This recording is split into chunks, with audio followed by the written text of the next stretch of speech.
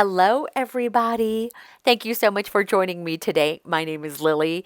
I am so happy that you are here with me today.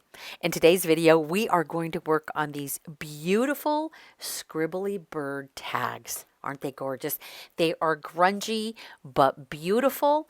And I'm also going to make a couple of Rolodex cards in the same manner as I have made the tags. This is a process video, and I am going to walk you through how I create these beautiful tags from beginning to end. So if you want to join along, I'm going to show you the supplies that I am working with so that you can join me and we can create some tags together.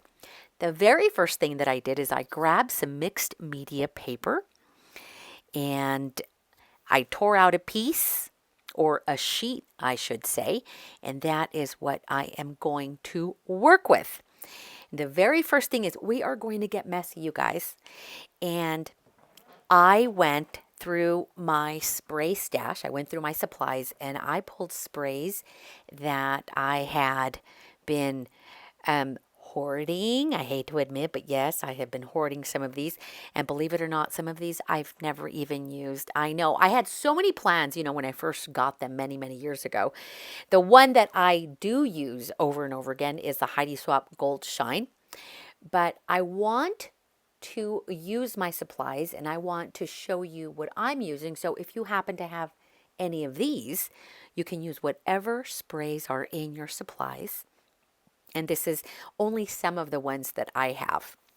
Now, I had also mentioned recently that because the Heidi Swapp Gold Shine is no longer being made, there is the Tim Holtz Distress Spray Stains.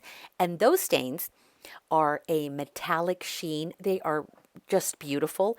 And they come in a tarnished brass and also an antique bronze, which is what I have here. And you'll see how I use those in a little bit.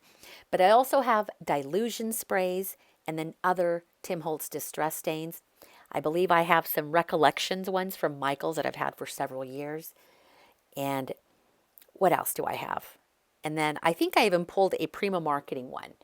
I don't think I use that one in this video, but I just want to show you all the array of sprays that I have. Also, a spray bottle will come in handy. And you can spray some water onto the mixed media paper before you put down your color, or you can use it after. What that does is it creates movement on your paper so that you get a very watercolor type of effect and a lot of beautiful movement on the page. That was to show you what rubber stamps we are going to use, or acrylic stamps we're going to use. Those are the Scribbly Birds by Dina Wakley, but you can use any bird stamp you have, or any other image for that matter.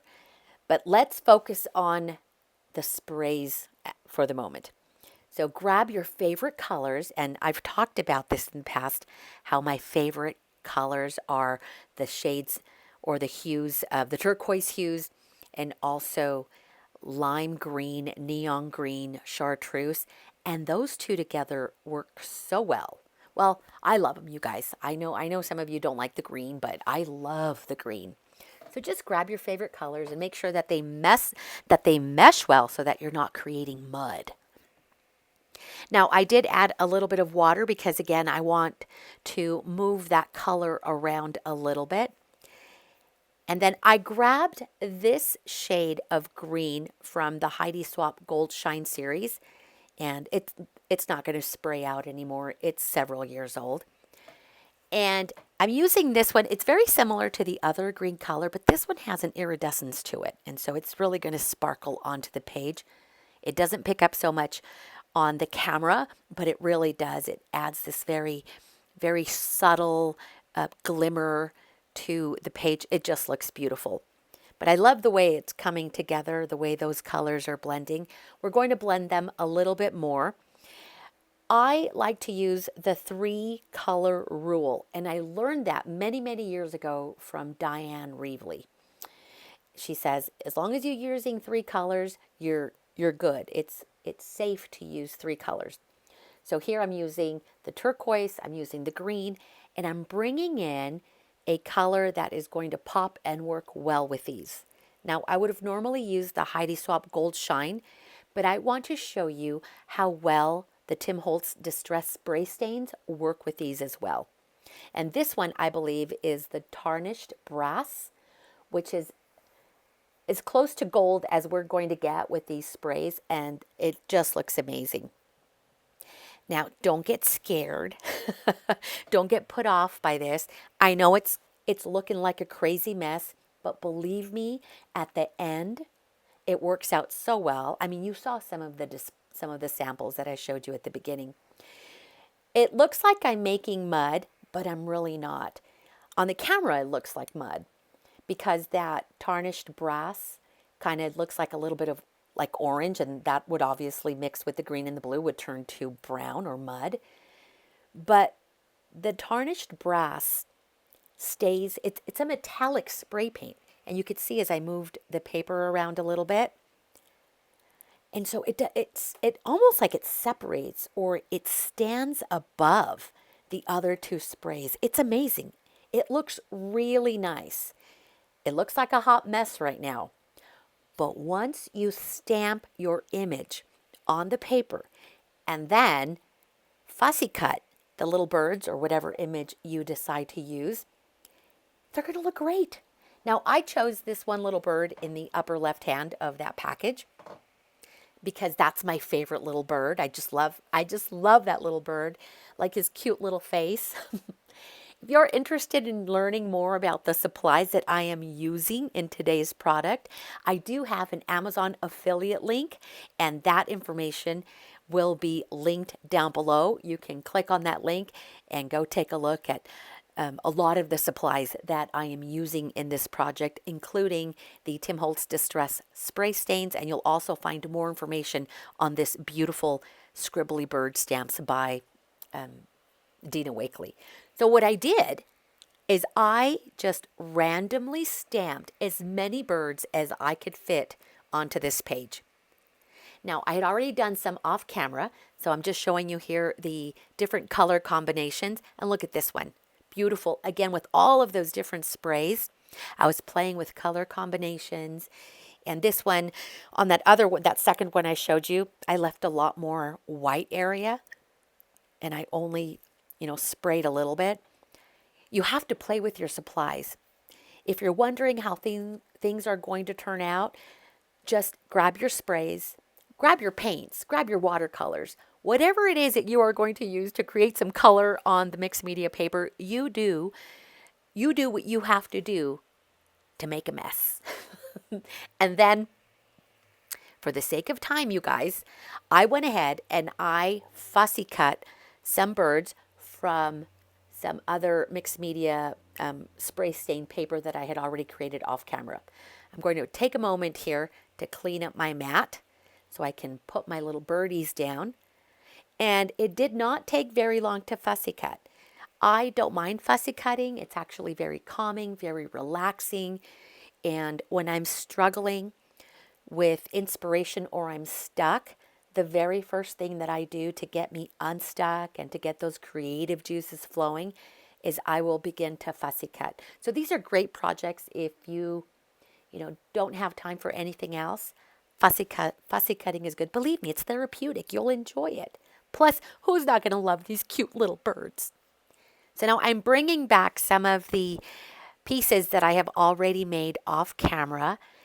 Do you guys remember when I worked on these tags? I will link that video down below on how to create that washed color on the background.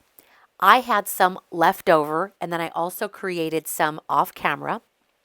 But I'm going to link that down below so you can get that color wash in the background. Now, I do want to work with one of these pink and coral orange colored birds. So I'm just going to fussy cut him out really quick. For the sake of time, I'm only doing the one cute little birdie, and I'm not being too precise with the cutting. The easiest way to fussy cut is to hold your scissors with your dominant hand, and then with the other hand, you're going to turn the paper. I'm right-handed, so I'm obviously holding the scissors with my right hand, and I am moving the paper around the scissors. Not the scissors around the paper, but the paper around the scissors. I hope that makes sense, and it just makes it go much faster. Look at that cute little bird. In hindsight, you guys, I wish I would have added some gold splatters onto that pink sheet, the orange little birdies, and I may do that. I haven't cut the whole thing, and so I may just do that and add some gold splatters on them. So here are some of these tags that we made, and then I went ahead and I also added a little bit of that same distress paint to the guest checks. And again, that video will be linked down below. I used salvage patina to create that blue wash in the background. And here are some of those leftover Rolodex cards from that other project as well. So if you've been following along with me in the past week, I have uploaded a series of videos that are probably about 30 minutes long because I have been building my stash of embellishments and ephemera and also art fodder for my new junk journals that I am working on. And it has been just so much fun, and I can't wait to complete those. Really quick, let me show you the background stamp that I used on those, or that I'm going to use on these stamps. It is an old Stampin' Up, and I think this is called The Definition of Love. It's from 2003, I believe.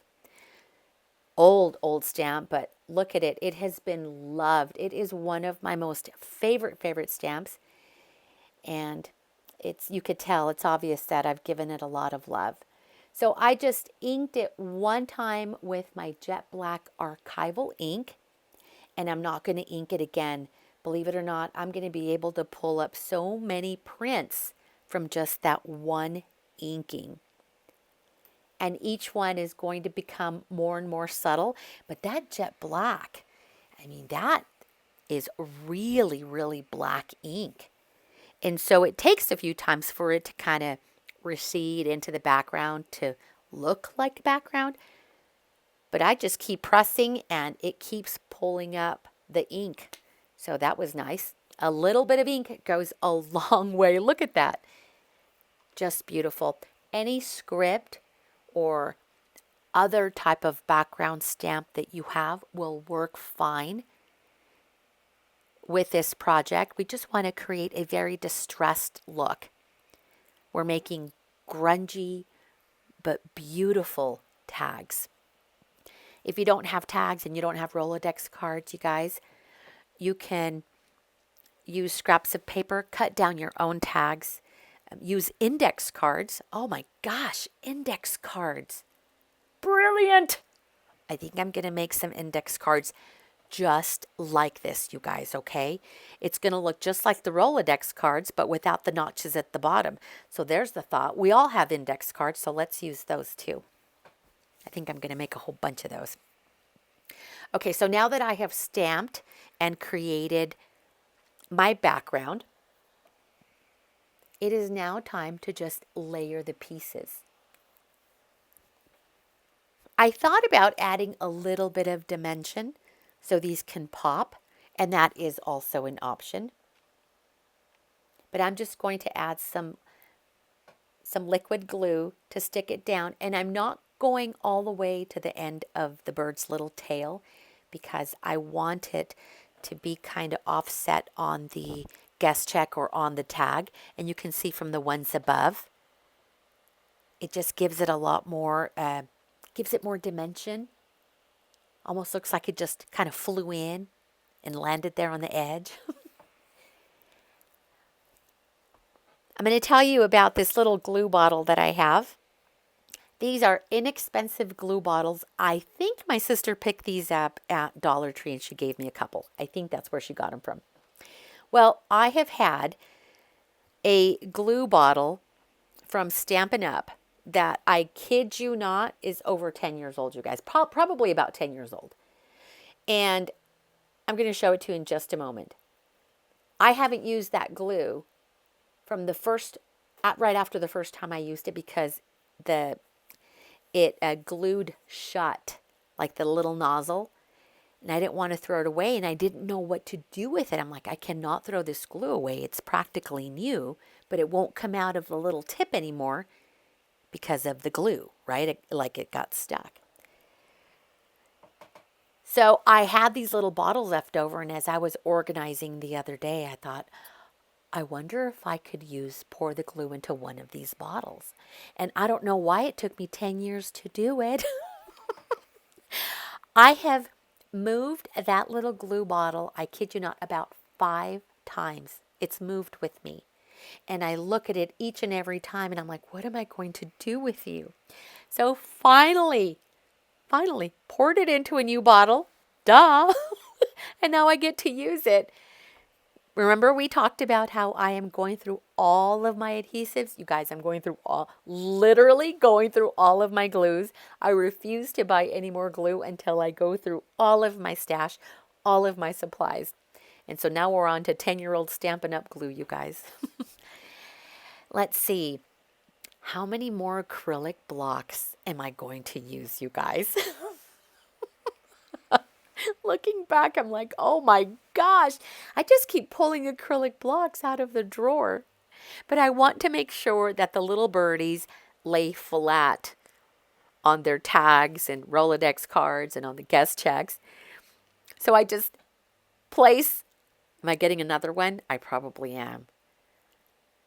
Oh my gosh, that's hilarious, you guys. I've always used at least one to place weight when I'm gluing things down, but how many is this? 6 at 1, 2, 3, 4, 6 of them. And I could have kept going, but I don't think I have any more room. So what has helped me, going back to this little glue bottle, so I take a pin, and I don't leave a pin in there because this one's not stainless steel and it'll tarnish the glue. But I put the pin in there to kind of clean out the little tip, and then I put the rubber cap on it. And that has kept it from the glue drying up into the tip and then gluing itself shut. So here's the old bottle from Stampin' Up! That I've had 10 years. I kid you not, 10 years. Well, the top, the nib or the tip is glued shut. I've never been able to use it like after the first time. So then I just opened it, because I was still able to open it and to access the little liquid in there, and then just poured it into a new bottle. Sheesh. Sometimes, I have brain lapses. I had major brain lapse. That's what that was. Look at how beautiful these look. Super easy, you guys. If you don't mind getting a little bit messy, it is worth it. Now, I recommend you wear an apron and you prepare your work area, because we are working with sprays and that stuff gets everywhere.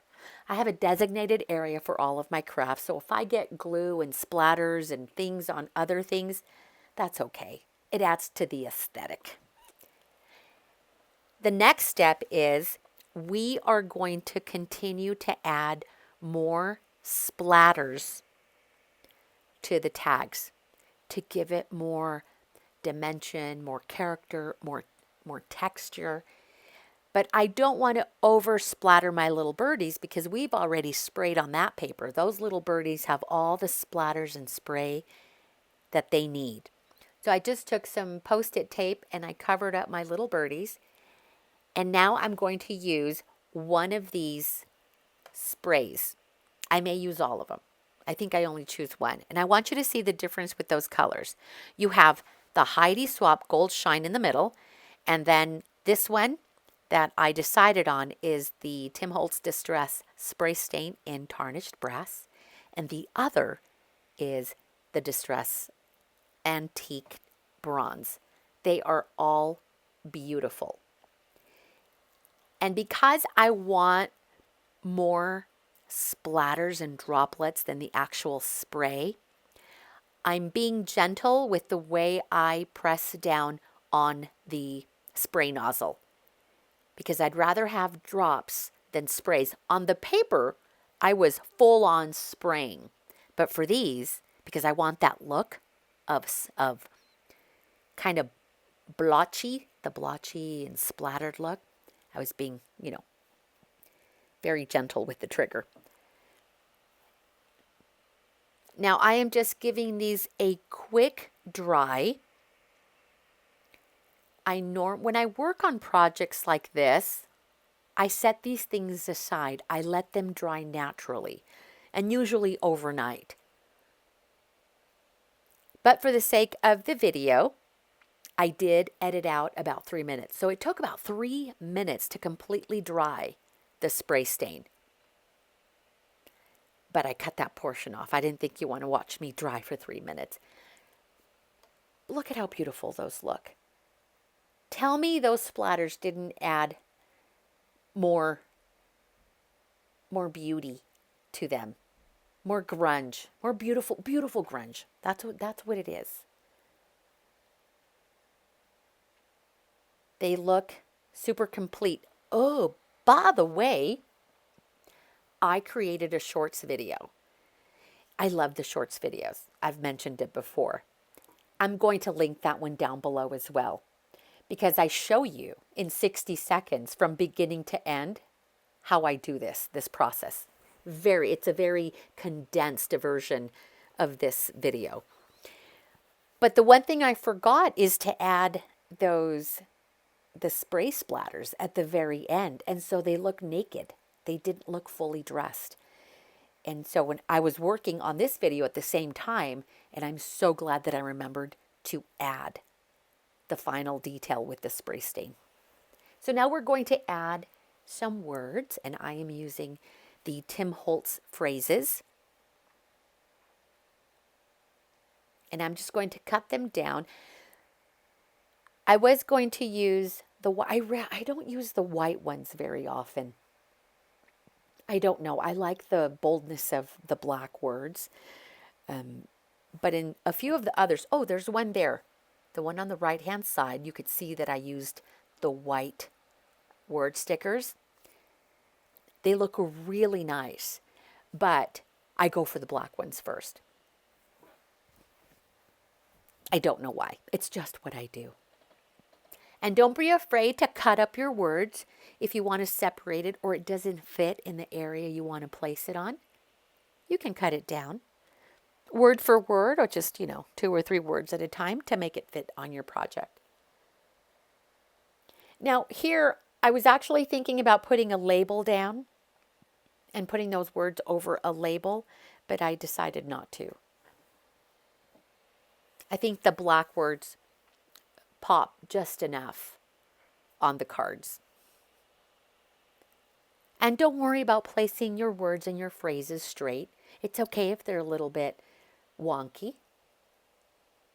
These are wonky cards. We're not aiming for perfection here. So this is what I was trying to do. So I was thinking about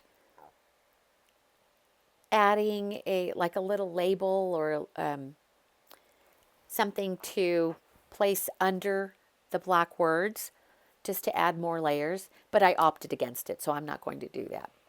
It wasn't quite what I was looking for.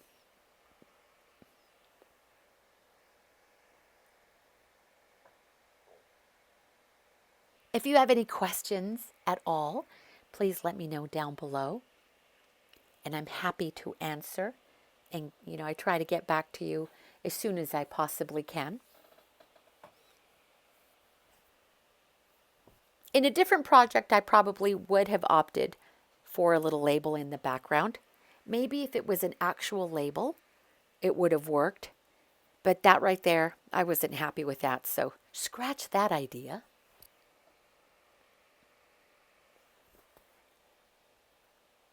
This glue is really, really sticky. I have a towel on the side that has that's been moistened, and I'm just cleaning my hand and my fingers on that after I spread it on the little words.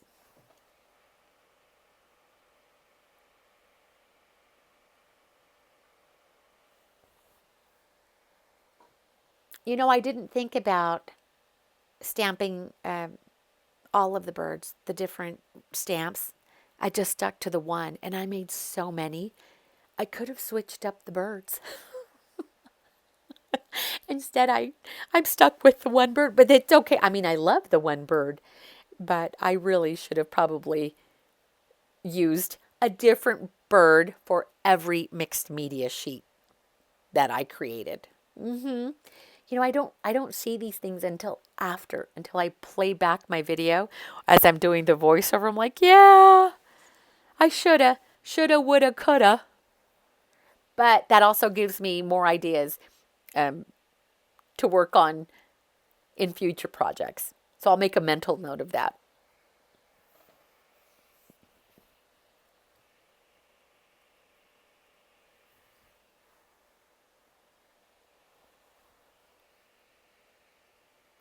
These are going to be so cute.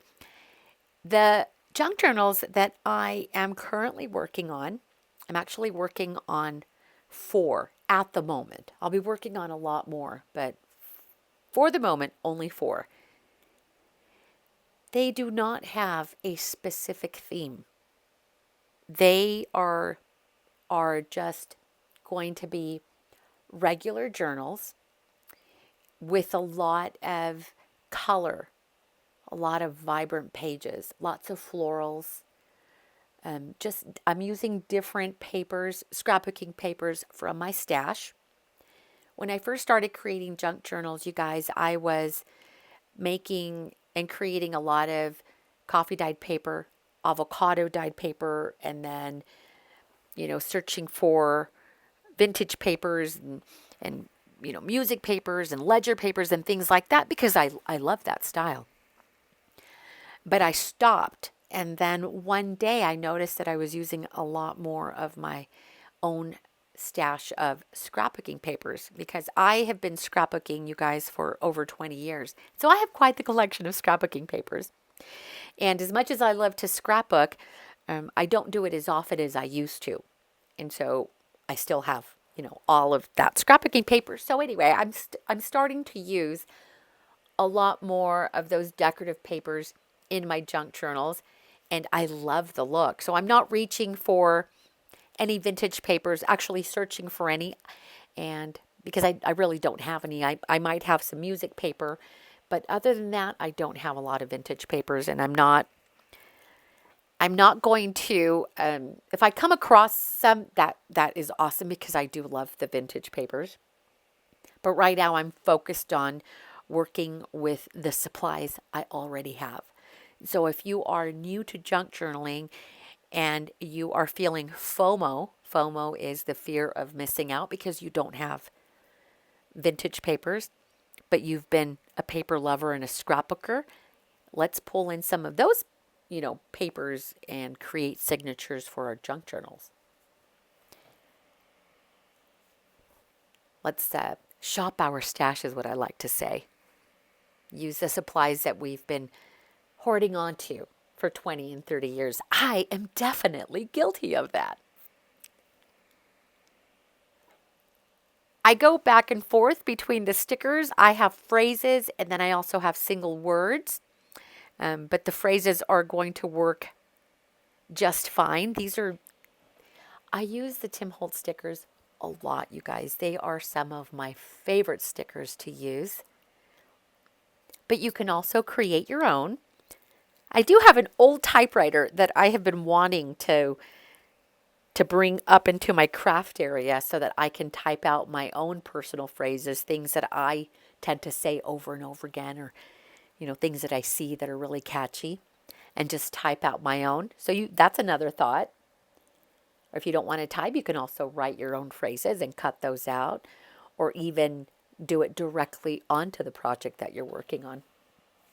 Okay, I cleaned up the glass mat just so I can bring in the finished project. You guys, these look so beautiful. I hope you enjoyed them, and I hope this project brings you inspiration so that you can create your own. I appreciate you guys being here so much. If you like it, please leave me a comment below and tell me which one is your favorite, or let me know if you're going to give this a try. I appreciate you guys so much. Thank you for being part of my YouTube channel. I will see you next time. Bye!